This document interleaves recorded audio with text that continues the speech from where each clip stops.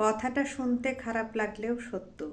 আপনার আত্মীয় স্বজনের মধ্যে, কাছের মানুষগুলোর মধ্যে, বন্ধু বান্ধবের মধ্যে বা আশেপাশের মানুষগুলোর মধ্যে এমন অনেক মানুষই আছেন যারা আপনাকে খারাপ অবস্থায় দেখতে চায়। তাই তারা মাঝে মাঝে আপনাকে সহানুভূতির ছলে কাটা ঘায়ে নুনের ছিটে দেওয়ার চেষ্টা করবে। আপনাকে কি করতে হবে সেটাকে সিম্পলি এড়িয়ে যেতে হবে। কোনো তর্কে জড়াবেন না, বোঝাতেও যাবেন না। তারা যদি বলে আপনি মূর্খ, আপনি বোকা, সেটা মাথা পেতে নিয়ে হাসি মুখে বেরিয়ে আসবেন।